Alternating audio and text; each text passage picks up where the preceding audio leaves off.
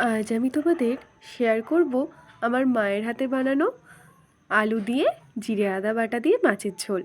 আমাদের বাড়িতে মাছ হলে বেশিরভাগ সময় এইভাবেই মাছ হয়। আমার আর আমার মায়ের দুজনকারই এই খাবারটা ভীষণ পছন্দের, সাথে আমার বন্ধুদেরও।